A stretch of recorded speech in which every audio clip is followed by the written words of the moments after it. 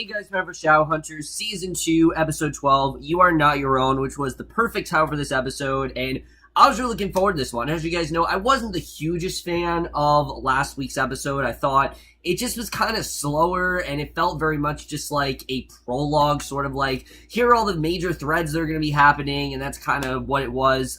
This felt more like a back-to-basics Shadowhunters episode, but at the same time, I was a little bit disappointed by this episode, because even though I like the way certain things were executed, I do think they're really rushing things. And this is not the first instance I've seen of that. The first 4 episodes, we killed off such a huge character, in that of Clary and possibly Jace's mother. Obviously, we know it's not. Actually, we killed Jocelyn in the first half of the season. It was crazy. After that, while I think the rest of the first half of the season was good, it never really had that momentum that 4th episode really did. I think that was something that we just didn't have as much momentum with that, and the fact that we were getting that here, it really did seem like we were starting to pick things up, and things were actually going to get really intense. I definitely really did like, and like I said, I thought this was definitely a really good episode, but let's get into it, because there definitely is quite a lot that went down. Let's first talk about what has to be the most interesting plot, I think, of this season so far. This very unique twist with Azazel. Now, it's important to note that Azazel, again, was not in the books. Like, this is a completely original storyline, and I like the way the show did that. Everyone said they're not relying on the books, Well, they have for the most part. It's just they've done things differently.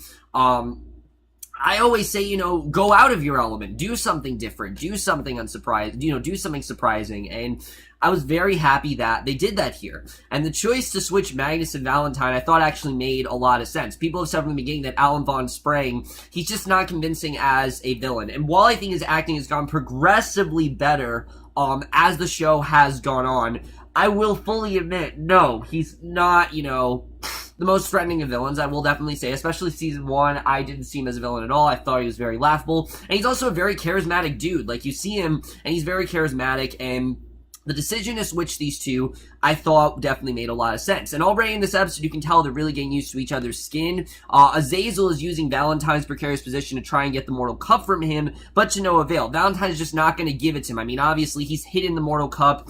There's no way he's just going to give it to Azazel. And I gotta say, Azazel's a really good villain. I'm really liking what we're getting from him. I like that Valentine is kind of more of a victim here. Like, sure, he is still, Valentine, but he is more of a menacing presence than we think. And basically, he's definitely a little bit more vulnerable, and I like that. So, leading the hunt against the Greater Demon are Alec and Jace, with the full support of the Institute behind them. And Izzy is still weaning herself off her addiction and in the supportive arms of Sebastian. She aims to return the Institute, but this time she brings her newfound healer along with her. So Sebastian's actually going to work with the Shadowhunters, and Alec really doesn't trust him, which is understandable. I mean, he did in fact hold his sister captive, so you can understand why, but he quickly becomes integral to the group. He has extensive knowledge on the greater demons, Azazel specifically, to such extent that he actually knows how to straight up kill Azazel, and I thought it was definitely really well done that we saw that. And again, I think Sebastian, he just adds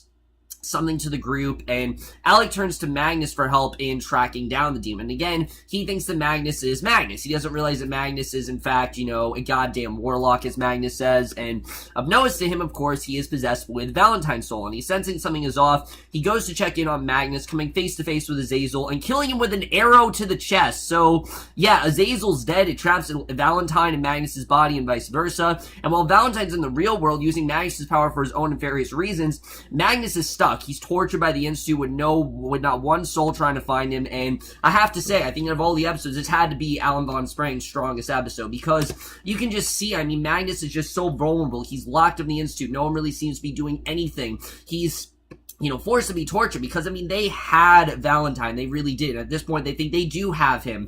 They think they have him kidnapped. They think they have, this is their payback for all the evil things he's done. But at the 11th hour, this is not, Valentine. This is, in fact, Magnus, and I thought the scene was very strong where they ended up going here. But meanwhile, we see Clary and Jace. They're still getting used to the idea that they're no longer siblings, being monitored and studied by the head of the Institute as to the angelic blood coursing through their veins.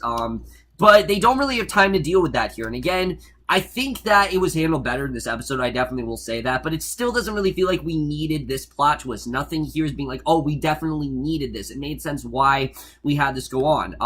But during the demonstration, it becomes clearer and clearer that their feelings for one another have actually not subsided. They clearly do still like each other, and again, to that I say, why do we have this go down in the first place? I mean, it seemed like they were doing this to get Clary and Simon together. Now, you do have them together. Why not just stick with that? I don't really understand that.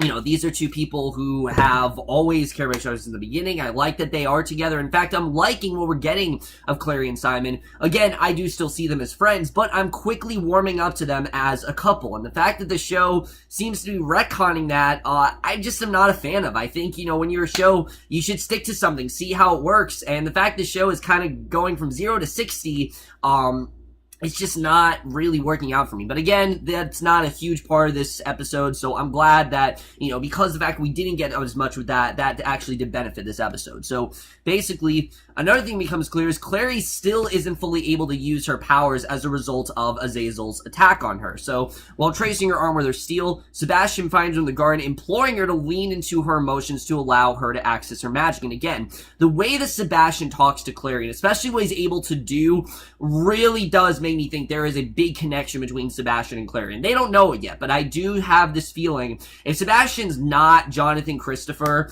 I don't know who else could be, because he very much seems like he could very well be, you know, the real Jonathan Christopher, who actually is Clary's sibling. I think it just makes a lot of sense to do that. But we see Alec, he goes down to interrogate Valentine himself, and again, at this point, he doesn't believe a thing that Valentine is telling him. He thinks that, the Magnus is telling him. He thinks that, oh, there's no way, Valentine's just trying to mess with us. He's just trying to be vulnerable. But as we know, that's not what's going down. I love that Alec did actually come through here. He's met with the memories of Magnus's relationship with him, memories that only Magnus would really know, including their first kiss. And again, I thought this was well done. I thought it was just a little bit too rushed, I have to say. The fact that Alec, Magnus did get through to Alec, I knew it would eventually happen, but I didn't think it would happen until further down the road. I kind of wanted to see a different dynamic between these two, where Alec isn't really believing Magnus, and Magnus is further tortured. I thought it just would have made more sense to do that. But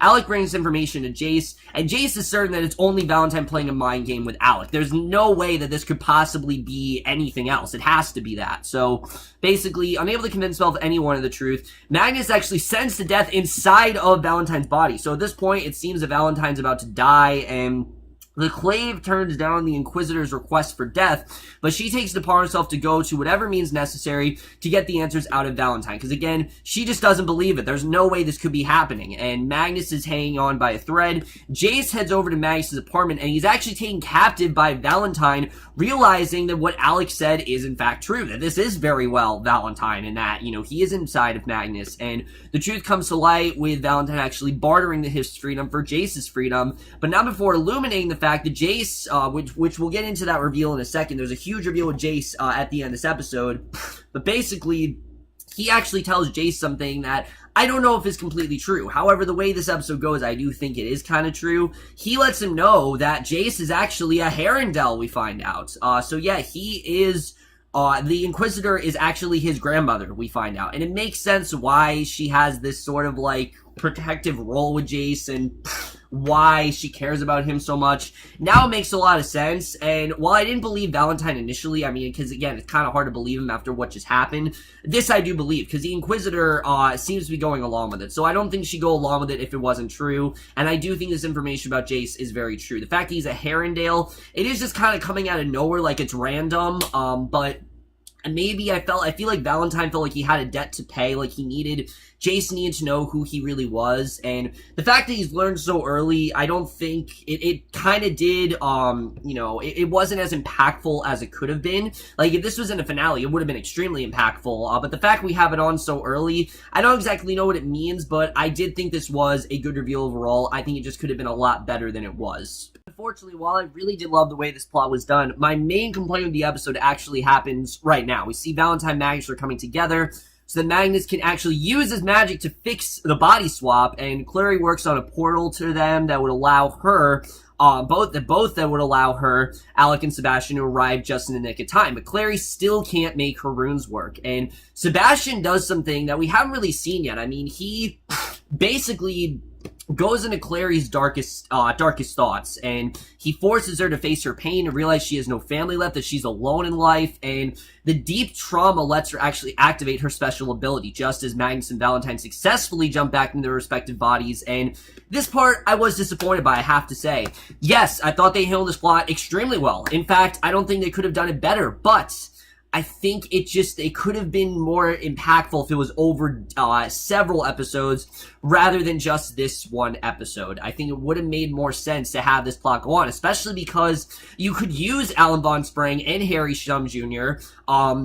You could use their acting abilities to their advantage here. I mean, again, people wanted Alan Von Sprang to be a good guy. They don't like him in this Valentine role. It would have made more sense that throughout the season, he is Magnus and Harry Shum Jr. is Valentine. Because I will say, Harry Shum Jr. is very intimidating, honestly. He's very intimidating. He's been intimidating for Magnus since day one. Even when we know that Magnus is a good guy, he was always very intimidating. I think he does a really great job with that character. He's a lot more convincing, though, at being a villain than I think Alan Von Sprang is. Not that he hasn't gotten better. Like I said, I think he's gotten better over time. But I think it just would have made more sense to do that here. And basically, Clary tackles him right back through the portal. She gets Valentine back into the hands of the Institute. And basically, yeah, everything's back to normal. They're switched back. And after the whole body swapping and Azazel debacle, Sebastian actually tries to take advantage of his new surroundings by asking Clary out on a date, which I did not understand what that was about at all. It felt so random to me. Nothing throughout this episode made me feel like his intentions were anything more than that of a brother and a sister. I didn't understand that. Like, it just seemed like the writers put that in here that, oh, we got another potential for Clary, and, now we're gonna have this ridiculous twist with them possibly being brother and sister. I mean, I thought it was dumb. I don't understand the point of that, but Jace the Inquisitor, at the end, we see they actually do share a bonding moment, with the latter bestowing a family ring upon Jace, giving him the family connection and birthright he's been searching for so long. So again, I very well do believe that this is true, what Valentine is saying. I think that is very well, that he is in fact a Herondale. I'm interested in getting into that whole story, but again, I do feel a lot of this was rushed. I think they could have done this plot better. It was great. I thought it was honestly really well done, but it could have been even better if they maybe took just a little bit more time with this plot. I think definitely this was very rushed. I think they could have done a lot more they would have been able to do a lot more emotionally between Alec and Magnus, but unfortunately, because of the fact that we only had such a limited amount of time and only one episode, while this was extremely well done, I do think it could have been done a lot better if it was spread throughout different episodes. That's a problem the show seems to have, and I do hope that they do start to have more of a, recurring plot rather than a one-episode thing as the season goes on. We actually did have a subplot in this episode, even with all of the crazy Alec and Magnus and, Valentine stuff going on. We actually did have a really well-done subplot for Simon. I actually really did love what we got here. You guys know Simon is one of my favorite characters in this show. I think this season, Alec is definitely a contender. Like, he definitely is up there. But Simon has always been one of my favorite parts, and I really did love the subplot. It was something a little bit different from Simon that we haven't seen before. As we've known since the winter finale, Simon can walk in daylight, and we don't really know what that's all about. It's great news for Simon. It's not exactly something he can just shout from the rooftops. I mean, it doesn't make any sense. He's a vampire. Why is he able to walk in daylight completely unharmed? It just doesn't make any sense, and basically, we know he drank some of Jace's pure angel blood, and should the rest of Downwell vampires also figure that out, Jace and Clary could both be in danger. So he knows very well this is a very risky situation. So I like what he did here. He actually has been trying to keep through the whole walking thing a secret. He actually sought out Izzy, which a lot of people are saying, oh, they're trying to get Simon and Izzy together. I didn't see it as that. I saw it as these are two characters who haven't had any interaction on the show prior.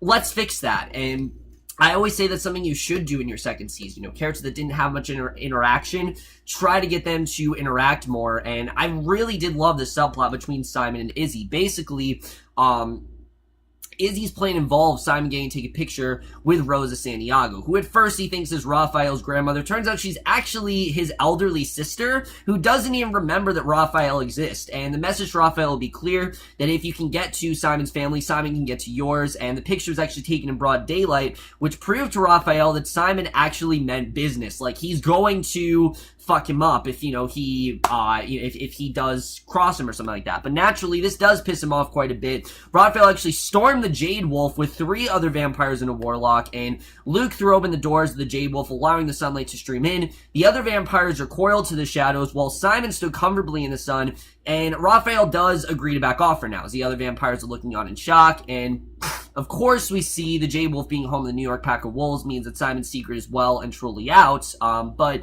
who knows how long this is really going to go on? Is he going to be able to keep this secret at bay? Is he going to be able to, keep this from everyone? He's done a good job so far, but he now knows about Clary and Jace not being brother and sister, and I thought that scene was well done. I like that Izzy told him thinking that he knew, and then he just kind of found out. I thought that was actually really well done, the way that was played, but the question is, how long is he going to be able to keep this secret, and when it does come out, what impact will it have on him and Claire's relation? I think it's definitely very interesting. I'm interested in seeing really where this is going to go.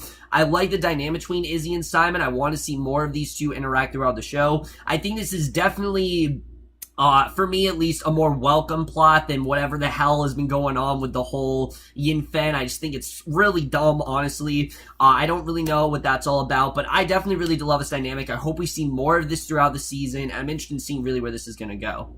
And with that, guys, that's really it for everything that happened in this episode. But there really is a lot to think about going forward. Let's just get into where I think we're really going to go from here. First of all, the whole thing going on with Valentine and Magnus, I do think is going to have an impact. I think just because of the fact that these two are in fact switched back, I do think we're going to get more in terms of this plot. I could very well see Valentine still being just as menacing, but playing a more vulnerable role throughout this next half of the season, because he's not the primary villain. He's locked up right now. They're ready to just kill him, and I don't think they're going to kill him. I mean, Valentine is too important of a character for them to just kill him, and I don't see that happening. There's no way that that's actually going to happen. So I don't think that he's actually going to be killed or anything like that. I think he's maybe actually going to become an ally to them. I could very well see that happen. Again, people have said before that Alan Von Sprang, he's just more convincing as that sort of ally type character. So I just don't see that happening with Valentine. So we'll have to see really where that's going to go. If he does become more of an ally, or he's still in that villain role. I just don't really know where this is going to go from here. I just feel it would have made more sense for them to spread this across several episodes, because right now, Azazel's dead, and he could have been this really convincing villain, but unfortunately they had to kill him off, and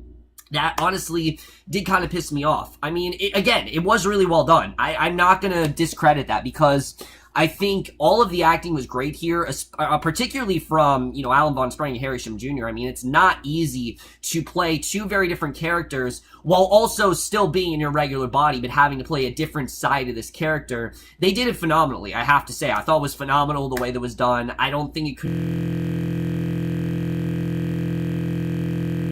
But I just really felt like they could have done more with this arc overall. Again, I was happy with what we got. I just felt like we could have gotten a lot more out of this if it was spread across several episodes. But enough about that. I really did like the other stuff that was going on here. I thought especially Sebastian is a very compelling character so far, especially because, like I said, he does seem to have this very familiar connection to Clary. He brought this thing out of her that no one else has been able to do. Not even Jace has been able to do that. And that just makes me think that it can't just be that Sebastian's some random guy. He has to have some connection to Clary in some way, and I'm very interested in getting into that, what that's all about, and also, is he really on her side? Like, it seems like he is, but at the same time, is he really on her side? Is he really doing what's pure? I don't really trust the guy, I have to say. There's just a lot of stuff he's been saying that's very shady, and I just don't really trust him right now. Maybe later as the show goes on I will, but right now I just don't really trust this dude. So we'll have to see really where that's going to go. I think that storyline's going to be very interesting. Let's talk about Jace, because we now know officially what Jace really is, which is, of course, a Herondel. And I think it's a really interesting reveal. I'm definitely interested in getting into what that's all about, what connection he has as a Herondel. What does that really mean for Jace? I'm looking forward definitely more between him and the Inquisitor. I definitely am looking forward to that, and it makes sense why Valentine does have this sort of connection with Jace now, because we know it is definitely more than, we thought. There definitely is a connection there, and I like seeing that. I like seeing that, there actually is some sort of a connection. I'm definitely interested in getting more into that whole thing, and that's another reason why I don't think Valentine's going to die. There's still a lot of stuff that Jason doesn't know about his lineage, and I'm definitely interested in getting into all of that. And the only other thing to talk about is Simon. Like I said, I don't really care about the love triangle. I don't care about it. The show seems so focused on it. It wasn't as big as a deal in this episode, but I feel like we're getting there, and I'm just not interested in a Simon, Clary, Jace love triangle. I think the show just needs to figure out what the hell it wants to do with that, and once this storyline is over, I'll be more happy with either Clary or Simon or Jace and Clary. I feel like it's wrapping up very soon, thank God, but I'm just... You guys know me, I'm not a fan of love triangles, and I think it's really unnecessary the way they're handling that, but what I am interested in is Simon's ability to walk in daylight. Now, it seems like Raphael is going to back off, but who knows what's actually going to happen now that Raphael knows the secret. It is kind of out to everyone. Clary's going to find out soon, definitely, and I'm interested in seeing how that's really going to shake up their potential romance. I don't know how that's really going to go. We'll have to see really what's going to happen there. Again, I think Izzy's just a friend to Simon. I hope it stays away. I really don't want to see those two together. I think it'd be dumb if the writers took it in that direction. I just don't think it makes much sense for them to do that. But overall, guys, I definitely really did love this episode. My one complaint, though, where's Aldertree? Where the hell did he go? I mean, he had that great speech in the mid-season finale, and he hasn't been seen since. I don't know if he's still out there or some more's going on with him, but where the hell did Aldertree go? It did not seem like he was leaving the show, so I don't really know what's going on there. But overall, guys, I definitely really did enjoy this episode, despite the fact that I do think this storyline could have been handled a lot better if it was across other episodes. This definitely was much stronger than the last week's, and I'm definitely going to give Shadowhunters Season 2, Episode 12, You Are Not Your Own, a 4 out of 5 or a B+. So over, guys, maybe this episode of Shadowhunters. Most guys thought this episode overall, left your thoughts in it. Right now, it seems like they are kind of suffering from the same problem that Supergirl did, where it seems like they're having this really big arc, and then it ends in one episode, and I hope they really do get their act together in terms of that. But like I said, I definitely did enjoy this episode. Let me know what you guys thought of this episode overall, and I will see you guys in my next video, which I know it's been a long time, guys, but I'm going to take the next 7 or 8 videos to review the entire season of Better Call Saul. There's no way I'm going to review the entire season in one big review. There's just no way I'm going to do that. Better Call Saul, you need to review individually, and I'm going to do my best to do that. I know it's not an easy feat, but I'm going to try to do that as much as, as easy as possible. So I will see you guys next video, which will be for episode 2 of Better Call Saul, and I will see you guys for that. Okay, bye.